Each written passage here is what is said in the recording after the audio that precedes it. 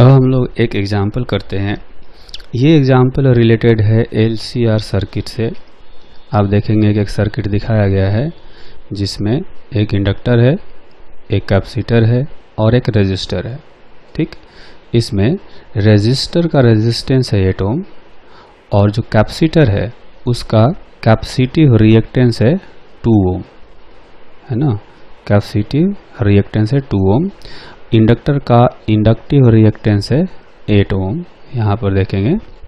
ठीक, हमें पता करना है potential difference across resistor, inductor, capacitor and across point A B. Point A B देखेंगे, पॉइंट ए यहाँ पर है, पॉइंट बी यहाँ पर है, तो इनके बीच में भी पोटेंशियल डिफरेंस निकालना है एट टाइम t, यानी कि इंस्टेंटेनियस वैल्यू निकालना है। हमें पीक वैल्यू नहीं निकालना, हमें RMS वैल्यू नहीं निकालना है, हमें इंस्टेंटेनियस वैल्यू निकालना है। तो उसके लिए सबसे पहले हमें निकालना पड़ेगा करंट, है ना। करंट इसलिए निकालना पड़ेगा क्योंकि करंट जो है वो तीनों एलिमेंट से, यानी इंडक्टर, कैपेसिटर और रेजिस्टेंस से, तीनों से सेम करंट जाता है, इक्वल करंट जाता है। तो इक्वल करंट निकालने के लिए जो करंट है उसका वैल्यू निकालने के लिए हमें वो स्टैंडर्ड प्रोसीजर फॉलो करना है जो अभी हम लोग पीछे फॉलो कर रहे थे। ठीक, तो उसके लिए पहले हमें निकालना पड़ेगा इम्पीडेंस। इम्पीडेंस होता है XL माइनस XC का whole square plus R square का रूट। XL जो है ये है 8 और XC 2 है ना, और R की वैल्यू है 8, तो Z का जो वैल्यू है वो आ जाएगा 10 ओम। ठीक, इसके बाद हम लोग क्या करेंगे, हम लोग फेज डिफरेंस निकालेंगे, यानी कि वोल्टेज और करंट के बीच में फेज डिफरेंस। जो सोर्स का वोल्टेज है इसका और जो करंट है उसके बीच में फेज डिफरेंस निकालना हो तो हम लोग लिखते हैं X/R। X का मतलब होता है XL minus XC by R। तो XL जो है यहाँ पर 8 है, XC 2 है और R है 8, तो ये हो जाएगा 6/8 मतलब कि 3/4। तो फाई की जो वैल्यू है वो आएगी 37 डिग्री। ठीक, तो हम लोग इंस्टेंटेनियस वैल्यू जो है करंट का निकाल सकते हैं। Instantaneous current I is equal to लिखते हैं E0 by Z sine omega t minus phi. तो यहाँ पर जो E0 है वो E0 का वैल्यू क्वेश्चन में दिया गया है 10 साइन, और ओमेगा जो है वो 100 पाई है। ठीक है, आप EMF का जो इंस्टेंटेनियस वैल्यू है उसका इक्वेशन देखें, यहाँ पर दिखाया गया है, जिसमें से ये है E0 और ये है ओमेगा। तो रखेंगे E0 का वैल्यू है 10, Z का जो वैल्यू है ये भी यहाँ पर 10 आया है, अभी हमने निकाला है Z का वैल्यू, और साइन ओमेगा दिया हुआ है 100 pi into t minus phi का वैल्यू 37 डिग्री आया है, पॉजिटिव आया है, तो यहाँ पर हम लोग फाई का वैल्यू जस्ट प्लस 37 डिग्री रखेंगे यहाँ पर।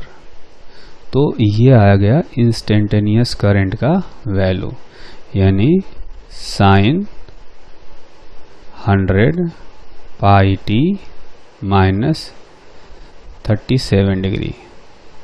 ठीक है, तो ये हो गया इंस्टेंटेनियस करंट का वैल्यू। अब हमें निकालना होगा potential difference across resistor, inductor, capacitor. तो उसके लिए हमें ज़रूरत पड़ेगी फेजर डायग्राम की। तो फेजर डायग्राम जो है हम लोग जैसा कि पहले बनाते थे वैसे ही बनाएंगे। देखेंगे कि यहाँ पर VL होगा, नीचे होगा VC और इधर होगा VR। साथ में हम लोग ये भी दिखाएंगे कि जो VR है और जो करंट है इनका फेज जो है वो इक्वल होता है ना, यानी फेज डिफरेंस इनके बीच में 0 होता है। तो जैसे ही हमें VR निकालना होगा, यानी पोटेंशियल डिफरेंस अक्रॉस रेजिस्टेंस। पहले हमें निकालना है रेजिस्टर के अक्रॉस पोटेंशियल डिफरेंस, यानी यहाँ पर पोटेंशियल डिफरेंस का इंस्टेंटेनियस वैल्यू। तो जस्ट यहाँ पर हम लोग कर देंगे I इंटू आर, यानी कि R का जो वैल्यू है वो दिया हुआ है 8, तो ये रखते हैं यहाँ पर। तो ये हो जाएगा 8 sine 100 pi t minus 37 degree. ठीक है, ये हो गया पोटेंशियल डिफरेंस अक्रॉस रेजिस्टर। इसमें आप ध्यान रखेंगे कि चूंकि हमने कहा कि VR और I के बीच में फेज डिफरेंस 0 होता है, तो जो फेज था करंट के केस में ये फेज है, वो भी VR के केस में जो फेज है वो भी इतना ही है, हमने फेज चेंज नहीं किया है। ठीक, जब VL निकालेंगे तो VL हमें लिखना चाहिए I0 इंटू XL, इंडक्टिव जो रिएक्टेंस होता है, मल्टीप्लाई करेंगे, फिर sign 100 pi t minus 37 degree. ये देखेंगे कि ये करंट का फेज है ना, जो अभी हमने करंट निकाला है यहाँ पर, करंट का फेज ये था। ठीक, ये तो हो गया वोल्टेज का पीक वैल्यू, है ना, इंडक्टर के क्रॉस वोल्टेज का ये पीक वैल्यू हो गया, वो रखेंगे I0 इंटू एक्सएल करके, फिर साइन, और ये फेज है करंट का। करंट का फेज ये था। हम देखेंगे करंट में और VL में फेज डिफरेंस आता है पाई बाई 2 का, है ना, या 90 डिग्री का। तो VL जो है वो 90 डिग्री से लीड करता है करंट से। तो करंट का इक्वेशन हमें पता है, तो इसमें 90 डिग्री का लीड मतलब 90 डिग्री से इसका फेज बढ़ा देंगे। ठीक है, तो जो VL है ये हो जाएगा, I0 का वैल्यू 1 है यहाँ पर, ये देखेंगे यहाँ पर I0 है 1, तो 1 इंटू XL क्वेश्चन में 8 दिया गया है, देखें यहाँ पर XL 8 दिया गया है, sign 100 pi t plus 53 degree, है ना। तो इस तरह से जो इंडक्टर है उसके अक्रॉस पोटेंशियल डिफरेंस हम लोग निकाल सकते हैं। इसको फिर से एक बार लिखते हैं, potential difference across inductor is equal to 8 sine 100 pi t plus 53 degree, है ना। ये हो गया इंडक्टर के क्रॉस पोटेंशियल डिफरेंस। अब अगर हमें कैपेसिटर के क्रॉस निकालना होगा, है ना, तो देखेंगे कैपेसिटर में जो वोल्टेज है वो करंट से लैग करता है by amount pi by 2 by phase pi by 2, तो 90 डिग्री से कम होगा इसका फेज। ठीक, तो जो करंट का फेज है इससे 90 डिग्री उसका फेज कम होना चाहिए। ठीक, तो जब भी हमें निकालना होगा पोटेंशियल डिफरेंस अक्रॉस कैपेसिटर, तो हम लोग लिखेंगे I0 इंटू XC, ये तो पीक वैल्यू हो गया। उसके बाद करंट का जो वेरिएबल पार्ट था 100 पाई t माइनस 37 डिग्री, ये था, ये करंट का फेज था। आप देखें यहाँ पर हमने करंट का जो इक्वेशन डिराइव किया था 100 pi t into 100 pi t minus 37, ये करंट का फेज था। उसमें हमें क्या करना है, 90 डिग्री माइनस करना है, क्योंकि कैपेसिटर के क्रॉस जो पोटेंशियल डिफरेंस होता है वो करंट से लैग करता है बाय 90 डिग्री। तो करंट के फेज में 90 डिग्री माइनस करेंगे, है ना। तो ये जो अमाउंट है ये हो जाएगा 1 into 2 sign 100 pi t minus 127 degree. ठीक, तो जो VC है यानी कि जो कैपेसिटर है उसके क्रॉस पोटेंशियल डिफरेंस की वैल्यू हो गई 2 sign 100 pi t minus 127 degree. ठीक है, ये हो गया कैपेसिटर के क्रॉस पोटेंशियल डिफरेंस। और लास्ट में पूछा गया है potential difference across points AB, ये है ए और ये है बी, यानी इंडक्टर और कैपेसिटर दोनों को मिला करके। ठीक, तो दोनों को मिला करके देखा जाए तो हम लोग जो फेजर डायग्राम बनाएंगे वो कुछ ऐसा दिखेगा कि ऊपर तो हो गया VL, नीचे होता है VC, और जो करंट है, करंट का फेज होता है ऐसे, है ना। तो इस क्वेश्चन में देखेंगे कि VL जो है वो बड़ा है, चूँकि XL बड़ा दिया है ना, XL बड़ा दिया गया है XC से, ये 8 ओम है, ये 2 ओम है। ठीक है, तो उसी हिसाब से जो XL बड़ा है XC से, तो इसका मतलब कि जो फेज है वो ऊपर की तरफ जाएगा, है ना। तो इस डायग्राम को हम लोग थोड़ा सा सिंप्लीफाई करके ऐसे लिख सकते हैं, ऊपर हो जाएगा VL माइनस VC, है ना, और जो करंट है इधर। अब इसमें कहेंगे कि हमने ये दोनों का रिजल्टेंट ऊपर क्यों लिया, तो चूंकि क्वेश्चन में XL जो है वो ग्रेटर देन XC दिया गया है, ये दिया गया है 8 ओम का और ये दिया गया है 2 ओम का, इसीलिए जो VL है वो ग्रेटर देन VC आएगा। जब VC आएगा तो ये वैल्यू पॉजिटिव आ जाएगा, यानी कि ऊपर। तो ये कह देंगे कि जो VL माइनस VC है उनके अक्रॉस जो पोटेंशियल डिफरेंस होगा वो π/2 से लीड करेगा, करंट से आगे होगा इनका phase by amount 90 degree.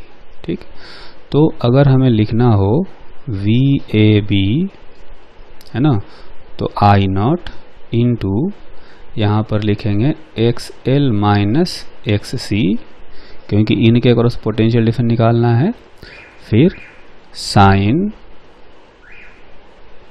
100 pi T, 100 पाई यहाँ पर ओमेगा की वैल्यू है, माइनस 37 डिग्री।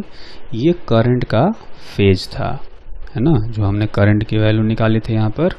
तो करंट का फेज आया था 100 पाई टी माइनस 37।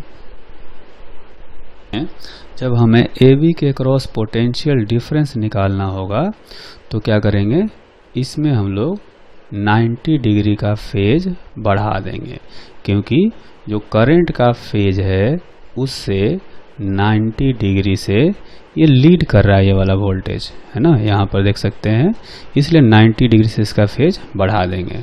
तो ये हो जाएगा I0 का वैल्यू था 1, XL है 8 और XC है 2, साइन 100 पाई टी, और यहाँ पर 37 में से 90 माइनस करेंगे तो प्लस 53 डिग्री आ जाएगा, है ना, और ये हो जाएगा 6 sign 100 pi T plus 53 degree.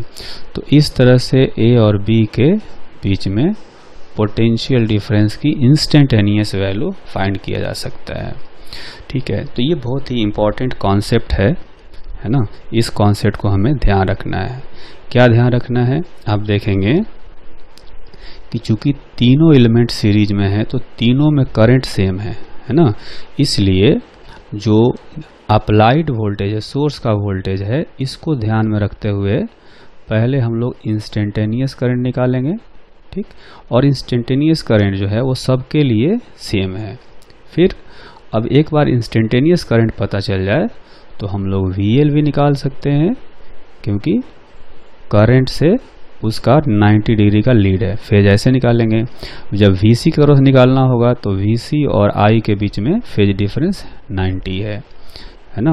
तो मेन जो है वो दिक्कत आती है क्या चीज़, फेज लिखने में, और फेज लिखने के लिए हम लोग ये फेजर डायग्राम का यूज करेंगे। ठीक है, तो करंट का इक्वेशन निकालेंगे, जब VL का निकालना होगा तो इसमें फेज जो है 90 डिग्री से बढ़ा देंगे, जैसे यहाँ हमने 90 से बढ़ाया। जब VC निकालना होगा तो फेज को 90 डिग्री कम कर देंगे, है ना, करंट के फेज में से 90 डिग्री कम करेंगे, जैसा कि हमने यहाँ पर कर रखा है। यहाँ पर 90 डिग्री से हमने कम किया है VC के क्रॉस। ठीक। और जब हमें निकालना होगा ए बी के क्रॉस, ए बी के क्रॉस देखेंगे कि ए बी में निकालना होगा तो हम लोग कैसे देखेंगे, अब देखेंगे कि वी एल बड़ा है कि वी सी बड़ा है ना। अगर वी एल बड़ा होगा तो ये आएगा ऊपर रिजल्टेंट और 90 डिग्री से लीड करेगा, तो 90 डिग्री से लीड कराएंगे। अगर वी सी बड़ा हुआ तो ये नीचे आएगा और उसमें 90 डिग्री से लैग करेगा, तो यहाँ पर -90 तब लिखना पड़ेगा। तो फेज ऐसे डिसाइड करेंगे और बाकी जो पीक वैल्यू है वो तो बस क्या करना है कि करंट का पीक वैल्यू और इनटू रिएक्टेंस से मल्टीप्लाई कर देंगे यहाँ पर, ठीक। जब रेजिस्टेंस की बात करेंगे तो रेजिस्टेंस के क्रॉस निकालना हो तो जैसा कि हमने यहाँ निकाला है तो just I naught into R कर देंगे तो पीक वैल्यू निकल जाएगा। इंडक्टर के क्रॉस निकालना हो तो आई नॉट इंटू एक्सएल कर देंगे। कैपेसिटर के क्रॉस निकालना हो तो आई नॉट इंटू एक्सी कर देंगे तो ये पीक वैल्यू निकल जाएगा, ठीक। तो इस तरह से हम लोग जो है इंस्टेंटेनियस वोल्टेज की वैल्यू फाइंड करेंगे।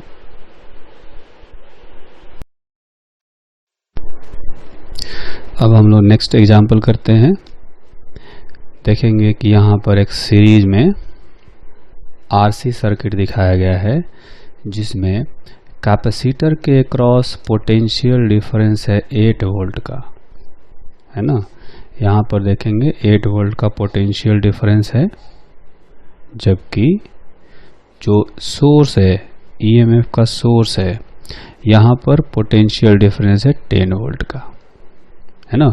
अब ये जो भी दिया होगा जैसा कि हमने शुरू में कहा था ये आरएमएस वैल्यू होंगे।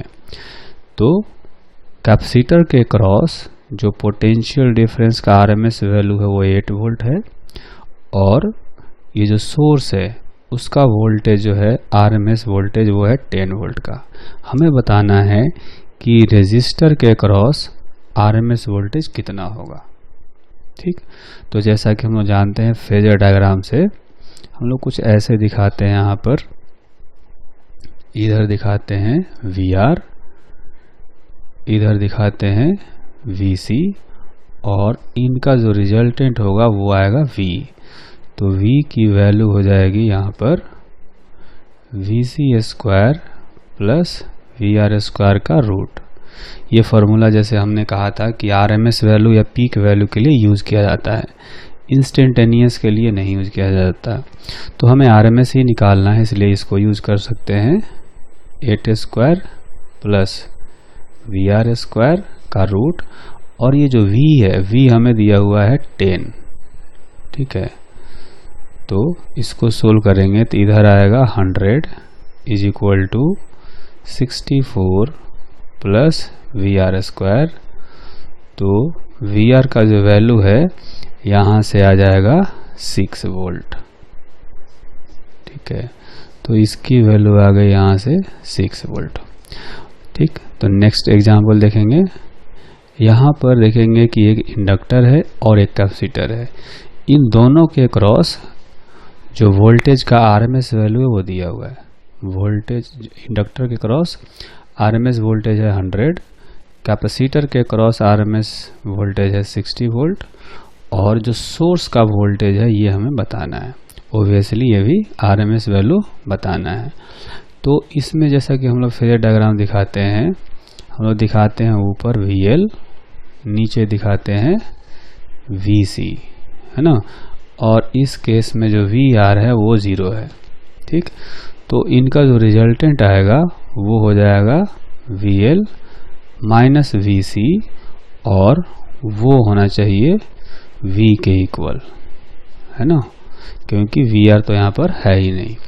तो VL है 100 माइनस VC है 60, तो जो V आएगा वो आ जाएगा 40 वोल्ट, है ना।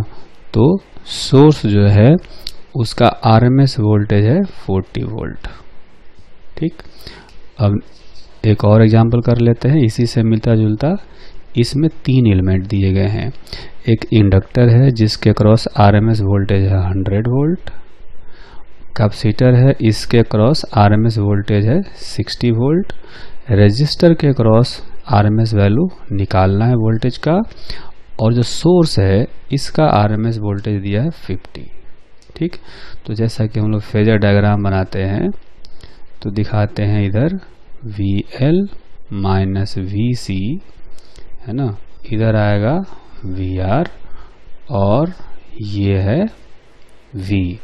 तो V की वैल्यू यहाँ से लिखा जाएगा तो ये आएगा VL minus VC whole square plus VR का स्क्वायर। ठीक, तो VL यहाँ पर 100 है और VC 60 है, तो ये हो जाएगा 40 है ना। 100 में से 60 माइनस कर देंगे, 100 माइनस 60 तो ये हो जाएगा 40 स्क्वायर। VR स्क्वायर हमें नहीं पता है और V हमें यहाँ पता है 50 है। ठीक, तो इस इक्वेशन को सोल्व करेंगे, स्क्वायर करते हैं तो 50 square is equal to 40 square plus VR square. तो यहाँ से देखेंगे कि VR का वैल्यू हो जाएगा 30 वोल्ट।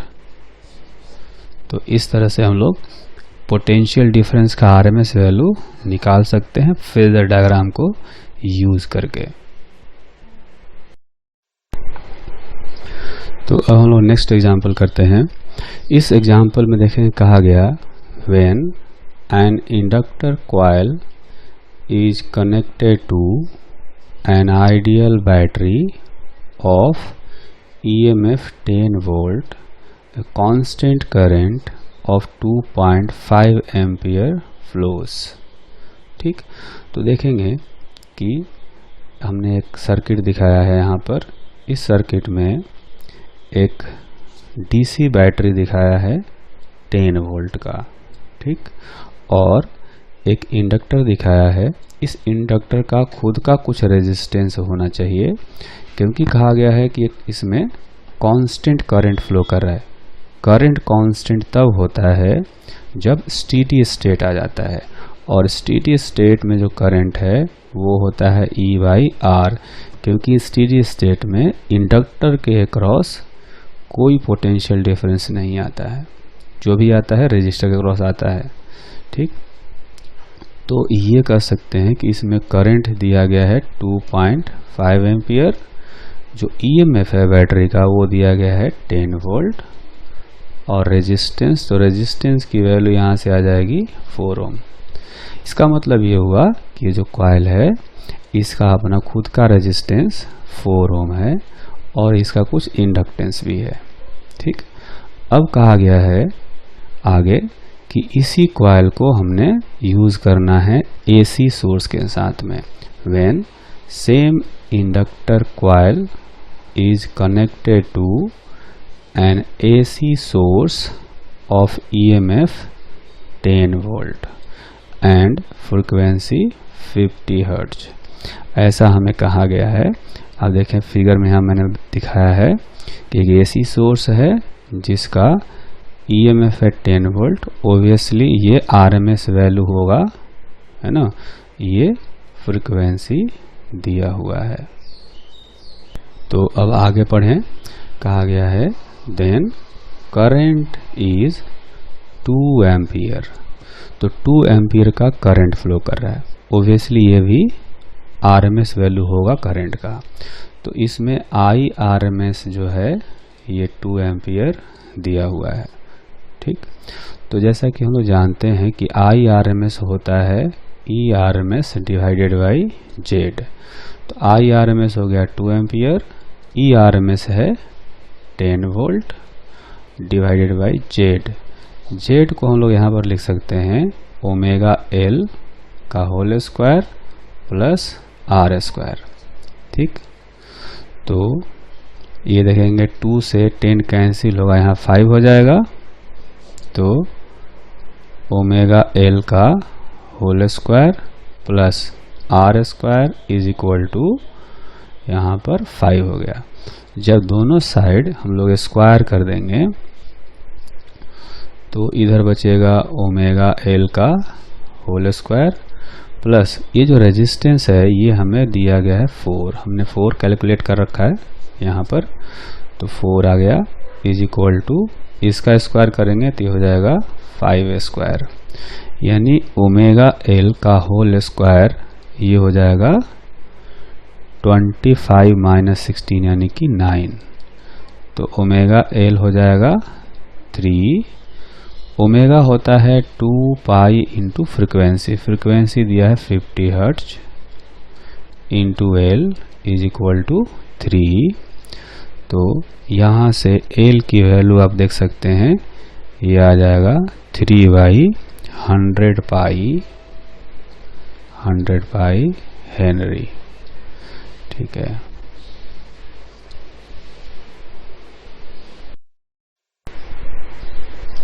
तो नेक्स्ट एग्जाम्पल करते हैं। इस एग्जाम्पल में आप देखेंगे कहा गया है इन फॉलोइंग LCR सर्किट, यहाँ पर सर्किट दिखाया गया है जिसमें कि 100 ओम का एक रेजिस्टेंस है, एक बैटरी है जिसका EMF है 200 वोल्ट, ओब्वियसली RMS वैल्यू होगा, और इसकी एंगुलर फ्रिक्वेंसी 300 दी हुई है।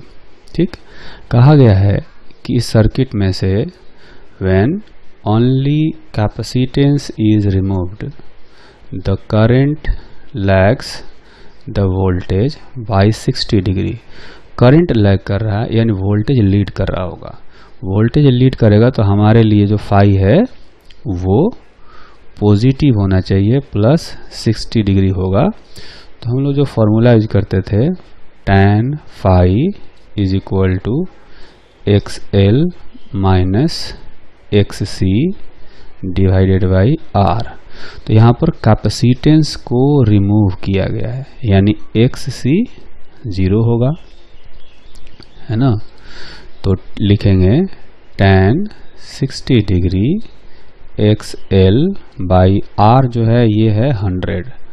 तो यहाँ से देख सकते हैं कि XL की जो वैल्यू है ये आ जाएगी 100√3, क्योंकि tan 60 डिग्री √3 होता है।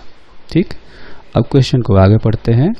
कहा गया when only inductor is removed current leads the voltage by 60 degree, यानी वोल्टेज यहाँ पर लैग कर रहा है। जब वोल्टेज लैग करता है तो हमारा फाई निगेटिव आता है, तो फाई जो है माइनस 60 डिग्री हो गया, है ना। कहा गया वोल्टेज लैग्स बाई 60 डिग्री।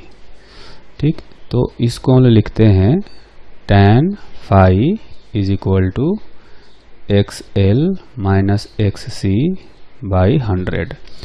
तो tan minus 60 degree is equal to XL 0 है, क्योंकि इंडक्टर को रिमूव किया गया है। यहाँ कहा गया कि इंडक्टर इज रिमूव्ड, यानी कैपेसिटर बचा होगा XC डिवाइडेड बाई रेजिस्टर है 100 का। तो ये देखेंगे कि इधर आएगा -√3 और इधर है माइनस XC बाई 100, यानी XC जो होगा ये भी 100√3 आ गया। ठीक, तो जो इम्पीडेंस होगा Z की वैल्यू होती है XL माइनस XC का whole square plus R square.